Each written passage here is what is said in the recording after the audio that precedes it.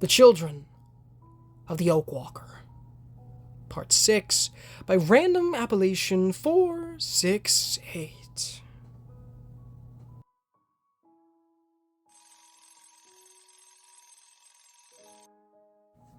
I jolted awake at the metallic clanging of my alarm clock and fumbled for it in the shadows of my room.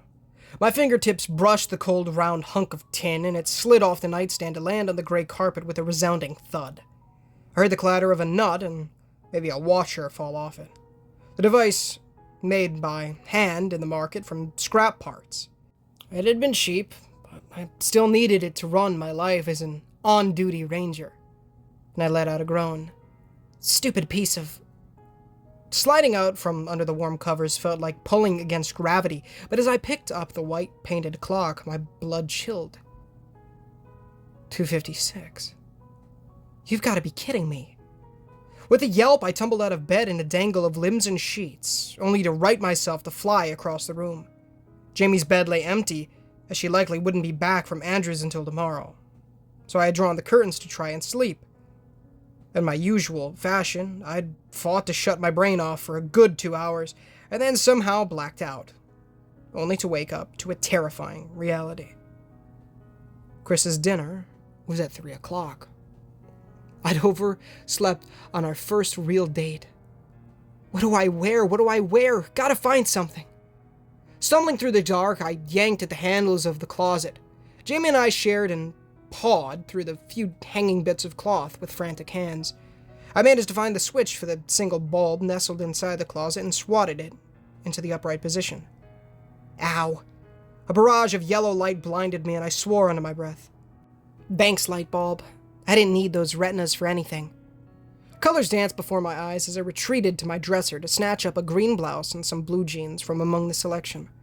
With the urgency of a soldier under fire, I dragged a pair of old sneakers Jamie had loaned me from beneath my bed and tucked her makeup kit under my chin.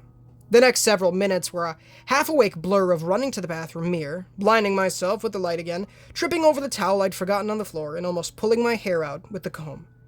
My clothes were yanked on, ripped back off when I realized they were backwards, and jammed back over my limbs again. I scrubbed my teeth like a NASCAR pit crew at the tire station and swabbed on a basic layer of lipstick so I didn't look completely wretched. At last, I threw myself out the door and sprinted down the hallway of the lodge to the stairs. I had no doubt that I was late, that Chris would be horribly disappointed in me, that I looked ugly in what I'd picked out. But still I ran. At one point I slipped on one of the carpeted steps and pain flared in my right shin.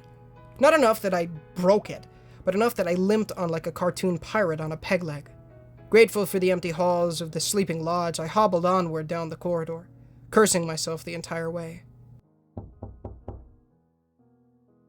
Out of breath, I pounded on the door to Chris's room harder than I meant to, and tried to push some of the stray hairs from my face. Of all the times to get frizzy static, why now? With an oiled click, the doorknob on Chris's room turned, and it opened to reveal him in a light-wash pair of jeans and a blue and green checkered flannel shirt with the sleeves rolled up. Hey, there you are. He beamed and swung the door wide to let me in, an amused grin crossing his face. You okay? Your face is all red. Suppressing the urge to gasp for more air, I made a deliberate effort not to limp past him on the way in and put on my best smile. I'm fine. His eyebrow rose and Chris angled his head at my waist with a twinkle in his eye. Is that your underwear? My what? Stunned, I craned my head around to see a pair of lime green panties hanging from one of the rivets on my back pocket, like a flag on a golf cart. They had to have been swept up in the chaos. Had I not taken the time to see them. At the very least, they were clean, but they were certainly not the sexy kind of stuff I would have wanted him to see. And not like this. My face burned in the same thermal range as the sun, and I jerked the garment free to stuff it into my pocket. No? Chris cocked his head to one side, and the corners of his mouth grew broader in heightened jest. So, someone else's then? It hit me how that response sounded even worse, and I shut my eyes, mortified. Yes, I mean no, they're not. They're mine. His arms circled me, and Chris planted a kiss on my cheek with a low chuckle. I heard you running up the hall, like the charge of the Light Brigade. Someone overslept. Embarrassed but intoxicated with the heady vanilla and caramel scent that seeped out of his shirt, I ran my fingers over the buttery soft material with a long sigh. I'm so sorry. I didn't think I was that tired. And I'm pretty sure I broke my alarm clock. And this time, his lips met mine, and Chris tucked a strand of loose hair behind my ear in a way that turned my brain to mush. It's fine, Hannah. He held my gaze the instant we parted and led me toward the balcony. Come on, you're just in time. The steaks are almost done. One breath was all it took for me to taste the mouth-watering aroma on the back of my tongue. The seasoned beef hissing and popping, and the little propane-fired camping grill on the exterior ledge. To one side of the room, a couch stood where Chris's old roommate used to have his bed. Darren had been killed by a mutant black bear the night my first patrol went awry. And since he'd been promoted, Chris had been living by himself. It was nice that we didn't have to tiptoe around another person for our dates, but there were times where I could see Chris go to move something on a shelf, seemed to realize it was Darren's, and his face would fall in regret. This looks nice, though. Eager to distract myself from such thoughts, I let my eyes fall on a small round table in the center of the room that Chris had set up, with 2 chairs opposite each other. True to his word, he's spread a lovely red velvet cloth over it, and a few homemade candles burned in candlesticks at the center. The old record player in the corner already had a vinyl disc seated in the turntable, and I couldn't help but smile in anticipation. More Glenn Miller, huh? With the embarrassment fading, I sidled up beside him at the grill, and my stomach rumbled to the sound of hissing grease. Chris turned one of the sirloins over with a pair of stainless steel tongs, the meat seared with perfect little black lines. One of my Opus favorites. He used to play this all the time in the garage when he taught me to box. I guess it was my dad's favorite too. His voice dropped off a bit at the end, and it hurt to see the flicker of loneliness in his gaze. Chris's parents had been killed in an accident when he was young, and for the majority of his life, he'd been raised by his elderly grandparents. He rarely spoke of his parents. It still hurt him, even after all these years. And despite my suspicions of Chris's loyalties, I somehow knew that pain was genuine. I pressed my shoulder to his and drank in the handsome lines of his face, hoping for the sadness to dissipate from them. It sounds like your grandpa was a real smart guy. Smartest man I ever knew. Chris let slide a whimsical half-grin and seemed to stare through the steaks, far off into a different place I couldn't see. He loved camping and hunting, taught me how to do both. I remember when I asked him how come his fires always burn so well. Opus says to me, "Fire is like a woman, boyo. She don't want to do it on the cold hard ground, and she don't like being rained on. Build her a nice cozy bed out of the wet and wind, and she'll keep you warm all night long." His face reddened a little at that last bit, but I could see the memories in his blue eyes, the warmth there. For my part, I couldn't help but find his sheepishness charming, and the imagery of the metaphor played over in my head like a fairy tale dream. Does he ever think of me like that? How on earth would I ask him? Maybe I shouldn't. Now is not exactly a good time. Is he the one who taught you to shoot? I pivoted the conversation instead, remembering how Chris handled a gun, and how he'd cut down mutants and men alike with a fierce prowess that frightened me at times. Soon as I could hold a rifle without falling over. He went back to flipping the steaks, more out of mechanical reflex than culinary necessity. Grandpa was a cavalry scout during the Bush War in Rhodesia.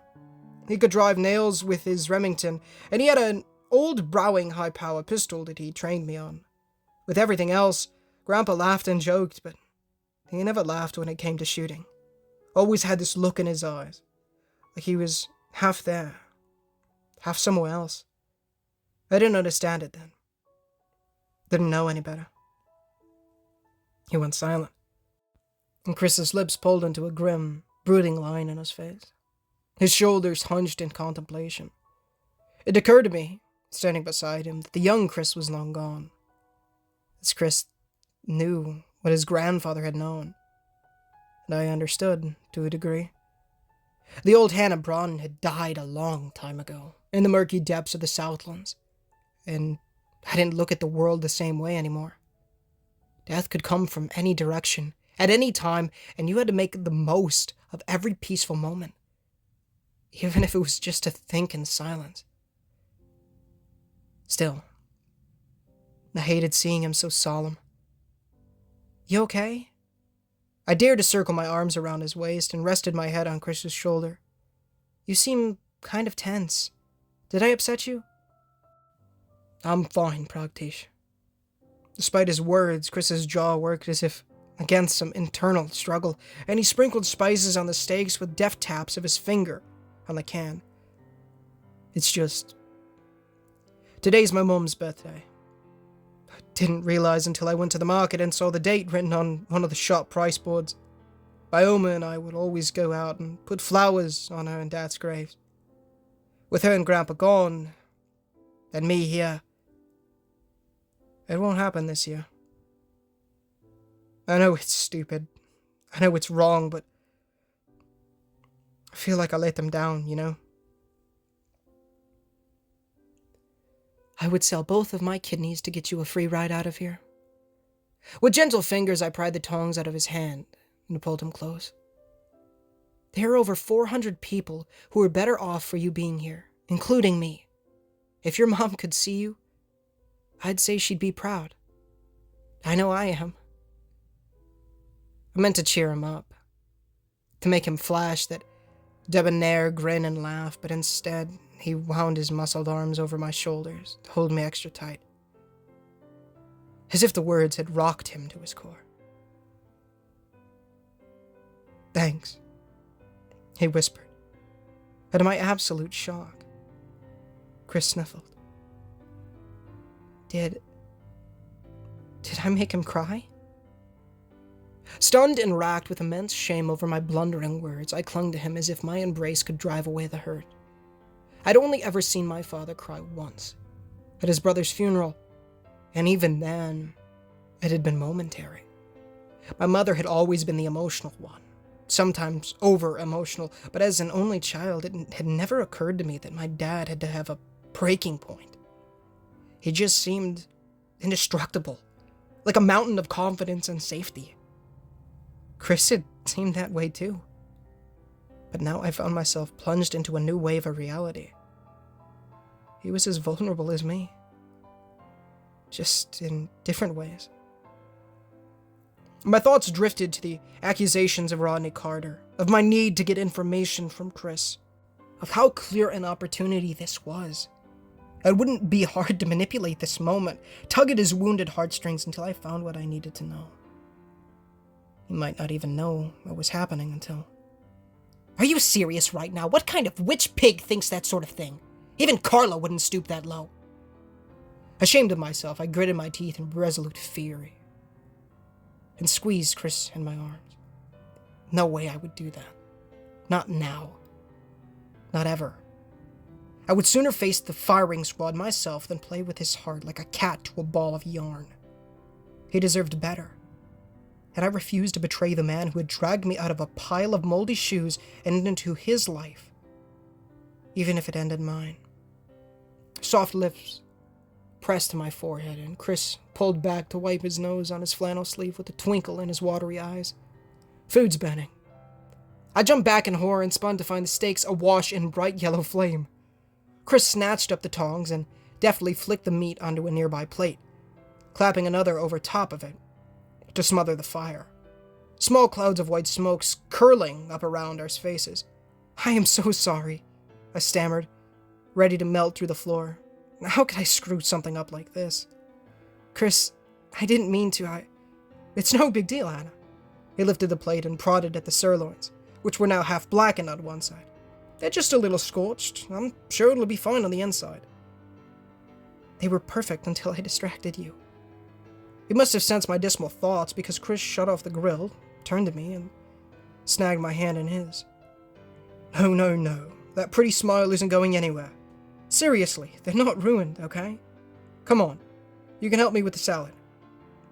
At the table, we worked side by side with a few wide bowls to coat the green lettuce and a light drizzle of oil and herbs.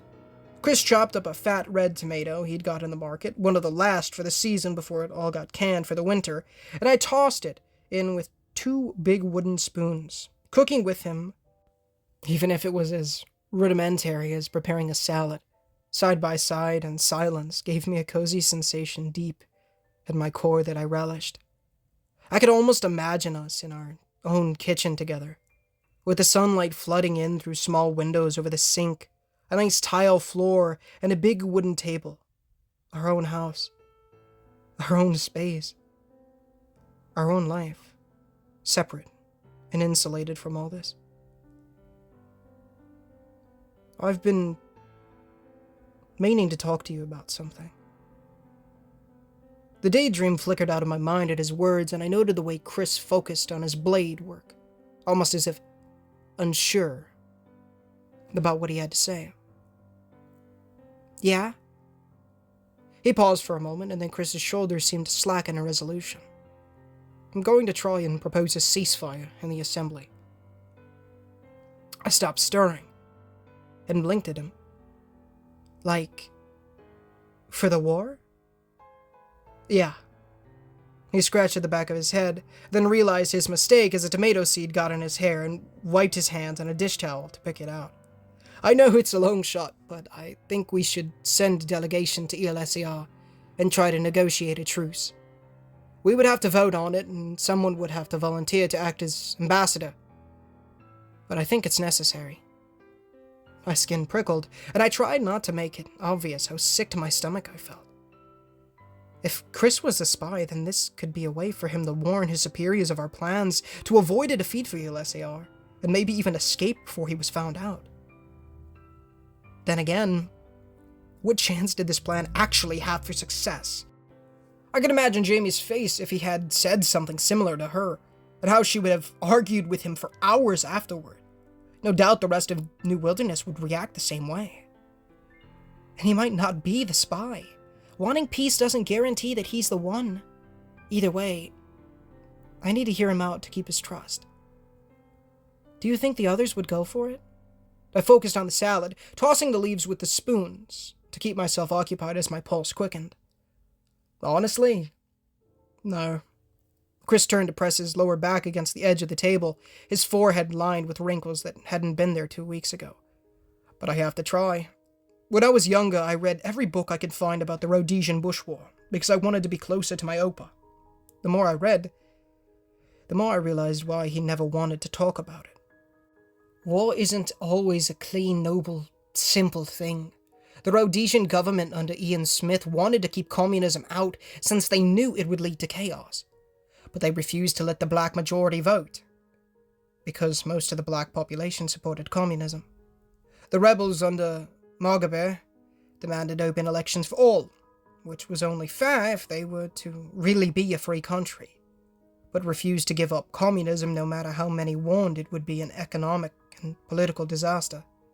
Thousands of people died in the war, but once he won, Mugabe killed far more due to the famine his policies caused. Both sides were wrong. But since neither would admit it, they fought until Rhodesia died. He inched closer to me, and I saw a desperation in his sky-blue eyes that I didn't know Chris had. As he lowered his voice in a conspiratorial way, we're in the same boat, Hannah. We can't beat ELSER in a straight fight. We don't have enough firepower. The rains are turning the ground to mud, and if we storm Black Oak, the number of civilian casualties will be unthinkable. Even if we could force them out, ELSER is the only force keeping all the freaks inside Barron County, and not spilling out into the rest of the country. At the same time, we're the only ones in the interior keeping the mutant population cut down enough for them to operate. So ELSER can't wipe us out without making their border defenses untenable. They can't get to us with all the mutants in the way, and thanks to Ark River, we're getting stronger than ever. But all that means is that this war could drag on for another year or more. Who knows what the breach could do by then? If we don't end this, it could end us. All of us. We have to sue for peace. I didn't know what to say. All of Chris's points made sense, but at the same time, we were talking about the organization that was responsible for the bombing of Collinswood, the funding of the pirates on Maple Lake, and the murder of who knows how many good men from our ranger force. How could we make peace with the LSAR? And who's to say they'd even agree to it? I get what you're saying. I did my best to be tactful as I put the salad spoons down, fighting the urge to bury my face in his shirt front so I didn't have to think about such things. But Chris, you've never been more popular in the assembly than now. If you get up in front of everyone and call for peace, they'll hate you. What about those great dreams, building a school, a library, a music program? You can't do that if you lose your seat in the council.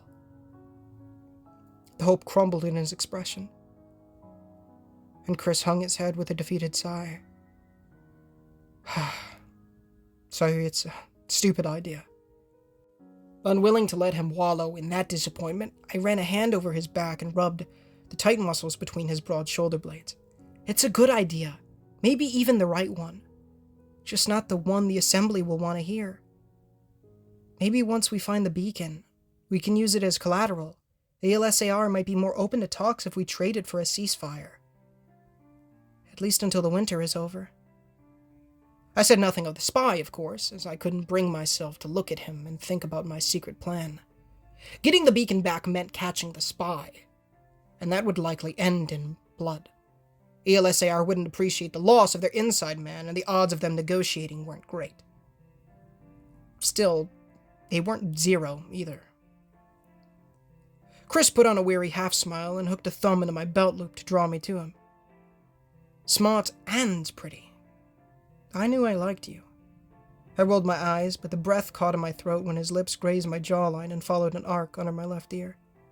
I look homeless. You look gorgeous. With the hungry rasp to his tone, Chris's next kiss found the soft skin of my neck, sending lightning bolts through my veins.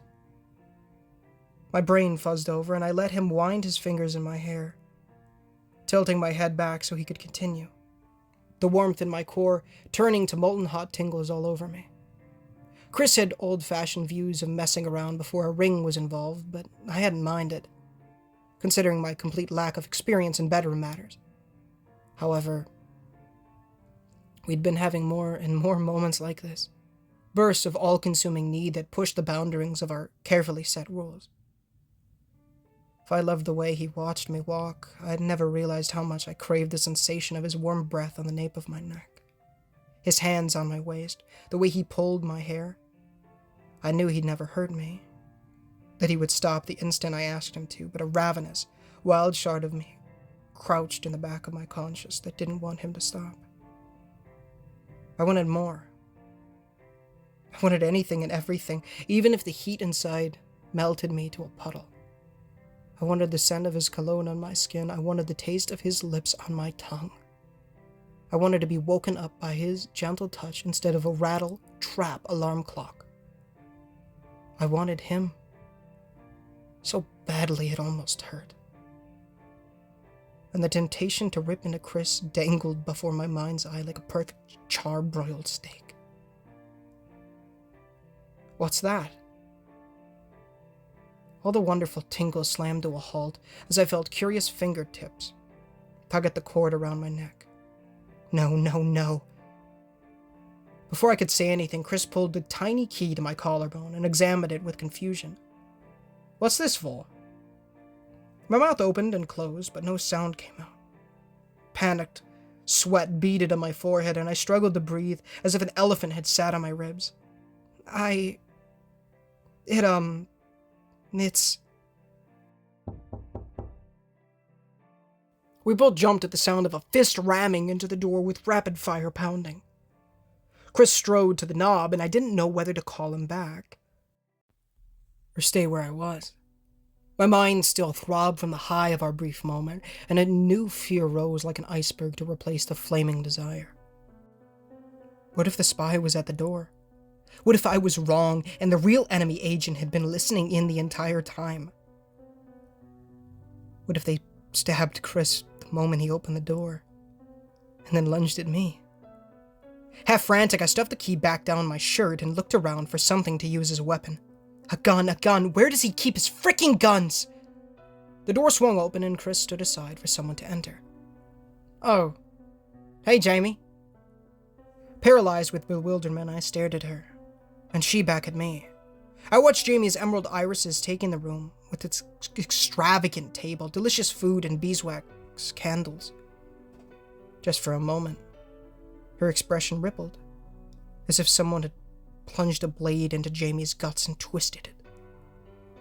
There I stood with her makeup on my face, her old shoes on my feet, ready to dine with the man that stole every ounce of joy and confidence from her face whenever Jamie saw us together. No matter how I tried to deny it, a part of me was certain she still had some shred of feelings left for him, if there had ever been something between them at all. On one hand, it shouldn't have surprised her. She'd been the one to give me the green light, encouraged me to go after Chris, and she'd known we were having our dinner this evening. But that wounded light in Jamie's eyes didn't make it any easier for my conscience to accept. Especially when I'd been thinking such amorous thoughts about Chris not 5 seconds ago. If there is a circle of hell reserved for people like me, it's probably hot enough to melt steel. In another heartbeat, Jamie seemed to shake it off and pivoted back to the door with a quick duck of her head. Sean wants us at the front gate. What for? I took a few awkward steps closer, somewhat relieved that I didn't have to answer Chris about the key just yet, but feeling infinitely worse at having to meet Jamie's eye. A patrol just came in with something. Her shoulders slackened as if in exhaustion, and Jamie beckoned for us to follow her. You aren't going to believe this.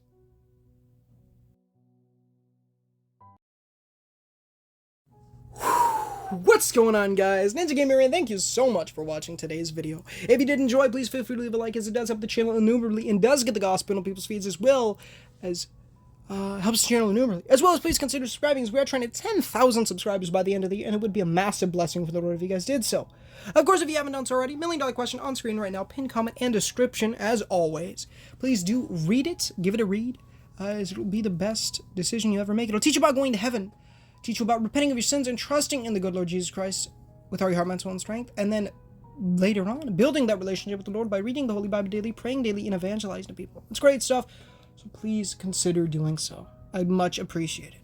Of course, go give the wonderful random appellation 468 some love in the comments and the description. The original story link in his Reddit page will be down there. Gosh dang, this story just keeps getting better and better. Whew! I love this story. This is my, like I've said it multiple times, but this is my favorite story that I've ever done. So, it's amazing.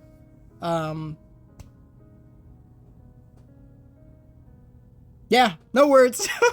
No words. Dude, I can't freaking wait. I'm speculating in my head. I'm actually probably going to be filming the next part right after this, because I want to film an extra thing. But, dude, there's so many things that it could be. I'm wondering, I don't know what it is. Obviously, you can read ahead. He got part 9 out just a few hours ago.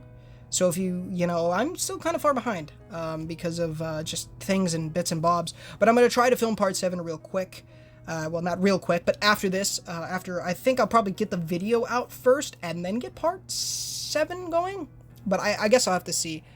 But my gosh, I just love this story so freaking much, dude. We got Shawnee Mans. Whoo, man, it's good stuff. Oh, so good. Good to see Sean coming back. We love Sean.